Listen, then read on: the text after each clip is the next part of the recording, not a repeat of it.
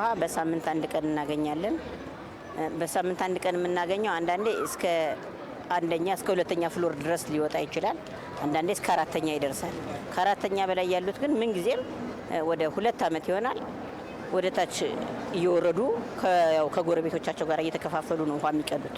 በርሚል ያስቀምጣሉ እኛ ጋር ሞልተንላቸው በሰራተኛ በአንድ ጀሪካን 20 ብር እየከፈሉ ወደ ላይ የሚያወጡት እና ግራና ቀኝ ጂ7 እንደመሆኑ መጠን ባለ 3 መኝታዎቹ ላይ ታንከር አለ፣ መሬት ላይ ታንከር አለ። ግን ፓምፕም ሆነ መስመር አብለብ አልተደረገም። ስለዚህ በርሚሎቹ ናቸው እንጂ መሬት ላይ ተቀምጠው ያሉት ውሃ እንዲያገኝም መስመርም አልተዘረጋላቸውም አልተሰራላቸውም። ግን ቤቱ ሲሰጠን አብረው የተሰጡ ናቸው። ውሃ የሚባል አይቻላቅ አመቴ ነው ህዝብ ዘላለም እየለመን ነው መቀዳ አመት ሙሉ ውሃ ግን ምንም ሳይቆጥር እየከፈልን ነው። እኛ ተራግሬ ያለው ለውሃ ልማት ከየት እየመጣ ነው 70-80 የምንከፍለው? ሳንቀዳ አንድ ቀን አይተን አናውቅም በህይወታችን። ውሃ የሚባል በወዛደር እያሸከምን 20 ብር ከዚህ ከሆነ 20 ብር ከደጅ ከሆነ 50 ብር 60 ብር ነው የምንገዛው። በሳምንት አንድ ቀን ይመጣል። ከሁለተኛ ወይም ከሶስተኛ በላይ ሊወጣ አይችልም። መውጣት የነበረበት እስከ 7ኛ ነው። ፎቁ 7ኛ ድረስ ስለሆነ ማለት ነው። እንደዛ ተብሎ ይታሰባል ወይ ይጠበቃል። ያ ነገር ግን እየሆነ አይደለም። በአካል ሄደን እስከ ክፍለ ከተማ ድረስ መጠየቅ የምንችልበት ሁኔታ ተፈጥሮ ነበረ። ውሃ ልማት ቢሮ ያሉ ሰዎች የሚሉት ምንድነው? እኛ ከቤቶች ልማት ጋር ባለን አግሪመንት መሰረት ውሃ የማቅረብ ግዴታችን እስከ 4ኛ ድረስ ብቻ ነው፣ ከዛ በላይ ማቅረብ አንችልም የሚል ነው። በዚህ ምክንያት እኛ ያለማጋነን ከ1 ዓመት በላይ ውሃ ያገኘንበት ሁኔታ የለም። ውሃ አንዳንዴ ይደፈርሳል። መጀመሪያ ሲወርድ ጧት በተለይ ያው ታች ላይ ስለሆነ ብዙ ጊዜ የሚኖረው ሰው ስለማያየው ነው እንጂ ታች ላይ ነው። አሁን እዛ ጋር 503 ላይ ንግድ ቤት ስላለ እዛ ጋር ስንቀዳው ድፍረስ ባልዴ ሙሉ አሁንም አለ የተቀዳ ውሃ ማየት ይቻላል። የደፈረሰ ውሃ አለ።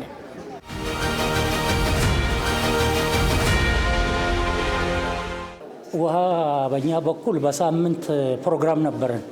በሳምንት ቅዳሜ ቀን ይመጣላቸዋል ተብሎ ይመጣ ነበር በፊት። በኋላ በመካከሉ ደግሞ ያቺ በሳምንቱ እየቀረብን ይቀር ጀመረ። ከዛ በኋላ ደግሞ ቀን መምጣት ማታ መምጣት ሲገባው በሳምንት ሌሊት ይመጣ ነበር በ9 ሰዓት። አንዴ ደግሞ ሌሊት ሲመጣ ቦታችን ዳገትነት አለው። መውጣትም አቅቶት ነው ምናምን ሃይላንሶት ነው እንባላለን። አሁን ያኛው ውሃ በአሁኑ ጊዜ ደግሞ ውሃ ተበላሽቷል፣ ቆሽሿል። የቆሻሻ ውሃ ይመጣል በ15 በ20 ቀን እንደዚህ በኋላ ይመጣል። ያ ውሃ ቆሻሻ ስለሆነ ያ መስመር እንዲዘረጋልን ብለን አሁን አንድ አዲስ ጥያቄ ያቀረብ ነው። በዚህ መስሪያ ቤቱ ተቀብሎ አዲስ መስመር እንዘረጋላቸዋለን። ብረት ስለነበረ ብረቱንም ቀይሮ ተብለን ብረቱ ወደ ፕላስቲክ ለመቀየር በሱ እዚህ ላይ ክትትል ላይ ነኝ። እኛ ጋር ብዙ ጊዜ የማይመጣ ወረዳ 9 ቀበሌ 03 ውስጥ ቢያንስ 15 ቀን ይቆያል። በጀሪካን ነው እናስቀደው ብዙ ጊዜ እና ከስተምሮ አለ ሰፈራችን ውስጥ አዲሱ አስፋልት አካባቢ። ከዛ ያው እንገጫጭና ሳንቲም ተጋይቶ በቦቲም ነው እናስደፋ። ቶሎ አይመጣም። ከዚህ በፊት እንኳን እንደዚህ ተቸግረን ማናቅም። በሳምንት 2-3 ይመጣ ነበር። የለም አሁን 15 ቀን ሆኗል። ውሃ ከመጣን ካገኛል 15 ቀናችን ነው። አልፎ በፊት አሁን ይሄ ውሃ ከመጣ በ15 ቀን ነው ዛሬ የመጣ።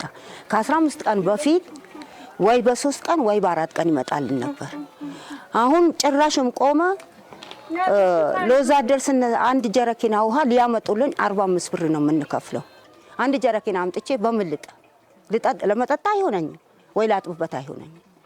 ይሄ ችግር አለብን። የነሱ ጊዜ ምንም ጥያቄ የለባቸውም። በፈለጉ ሰዓት ይለቃሉ፣ በፈለጉ ሰዓት ይዘጋሉ።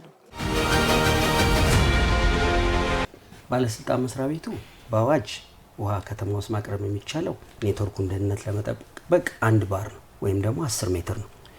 የ4 ፎቅ የጋራ መኖሪያ ቤቶች ፕሮፖር ስለሆኑ ሲጀመርም ታምኖበት እዛ አካባቢ ፈረቃም እያደረግን ፕሬሸር እያጨናነቅን እስከ 4ኛ ፎቅ ለማውጣት እንቸገራለን። እሱም ቢሆን 4ኛ ላይ 3ኛ ላይ ችግር አለ።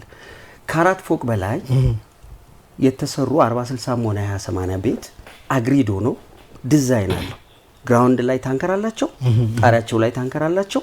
ታች ይጠራቀምና ወደ ላይ ነው የሚገፋው። የመስሪያ ቤቱ የባለስልጣን መስሪያ ቤቱ ሪስፖንሲቢሊቲ ታች ላለው ታንከር በቆጣሪ ውሃ መስጠት ነው። ከዛ በኋላ ልክ እንደ ማንኛውም ከተማ ውስጥ ያለ አፓርታማ የግፊት ችግር አይደለም።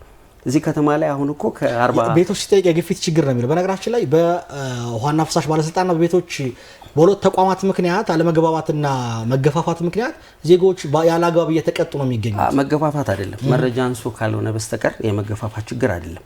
ቅድም ላልከው መጀመሪያ አዲስ አበባ ውስጥ ኮንዶሚኒየም አይደለም ረጅሙ ፎቅ የኮንዶሚኒየም ቤቶች አይደሉ። ከዛ በላይ አፓርታማዎች አሉ፣ የመንግስት ተቋማት አሉ፣ ኮሜርሻል ባንክ አለ፣ ትልቁ ህንጻ ውሃ ይወጣለታል። ይሄንን አገልግሎት አኮሞዴት ማድረግ ያለበት ከስተመሩ ነው። በኮንዶሚኒየም ኬዝ የቤቶች ዲዛይን አድርጎ በዛ ልክ ሰርቷል ህንጻውን። ፕሮብሌም እየሆነ ያለው ፓምፕ አቅርቦት ላይ ነው።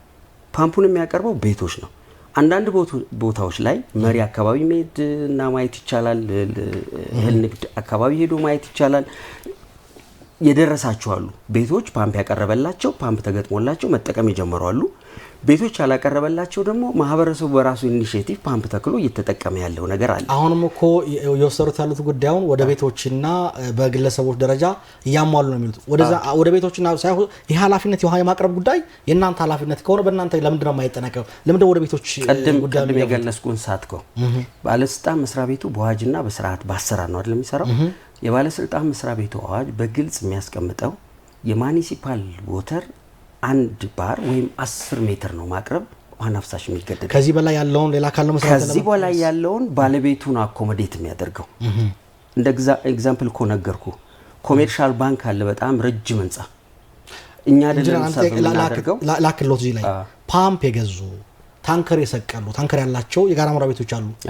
መግጠም አልቻላችሁም እናንተ ባለሙያዎች ተገኝተው አልገጠሙላችሁ። በዚህ ምክንያትም ችግር ውስጥ ወድቀናል የሚሉ እኮ አሉ። እየነገርኩ ያለሁት እኮ ይሄ ሰርቪስ የኛ አይደለም። የኛ ሰርቪስ ምን ታዲያ ማን ይገጠምላቸው? ፓምፕ ገዝተው ሮቶም ማስቀምጠው እነዚህ ዜጎች ውሃ መስመሩን ከታንከሩ ጋር የሚያገናኝ የእናንተ ተቋም ውጭ ማን ሊያገናኝ ይችላል? ይሄ ኮንትራት ውስጥ ያለ ነው። ይሄ የቤቶች ኮንትራት ውስጥ ያለ ነው የምናወራው። አሁን ልክ ሮቶ ታንክ አይተሃል አይደል? ወርደ ሮቶ ታንክ የኮንትራት የቤቱ ፓርት ነው። ታች ያለው ህንጻ ላይም ያለው ሮቶ ታንክ የቤቱ ፓርት ነው፣ ኮንትራት ፓርት ነው። ፓምፑ ራይዘሩ ውሃውን ወደ ላይ የሚያወርደው ወደ ታች የሚያወርደው የቤቱ ዲዛይን ፓርት ነው፣ የውስጥ ኢንስታሌሽን። እንደው ኢንጂነር እቺ ጥያቄ አብሮ ይመልሷት። እናንተም ቤቶችም አስተዳደር የዚህ ከተማ አስተዳደሩ ተቋማት ናችሁ። በኮሪደር ላይ እንደተመለከተነው ሁሉም ተቋማት ተናበው ለመሄድ ጥረት አድርገዋል። ኮንዶሚኒየም ላይ ሲሆን ወይም የጋራ መኖሪያ ቤት ላይ ሲሆን ለምን ነው መናበብ ያቃታችሁ? በእናንተ መናበብ ምክንያት ዜጎች ዋጋ መክፈል አለባቸው ወይ? የመፈጸም ላይ ካልሆነ በስተቀር ለምሳሌ ዲዛይኑ እኛ ጋር ነው አፕሩቭድ የሆነው የተዘጋጀው። የፓምፕ ስፔሲፊኬሽን ከኛ ነው ወደ ቤቶች ሄደው። አሁን እየሆነ ያለው ችግር የመናበብ ያለመታወቅ ችግር አይደለም። የስራ ኃላፊነቱም ግልጽ ባለመሆኑ ምክንያት አይደለም። ፓምፕ አቬሌብል ባለመሆኑ ምክንያት ከውጭ የሚመጣና ሃርድ ከረንሲ የሚፈልግ በመሆኑ ምክንያት ቤቶች ይህን ነገር ማግኘት ስላልቻለ የዘገየ ነው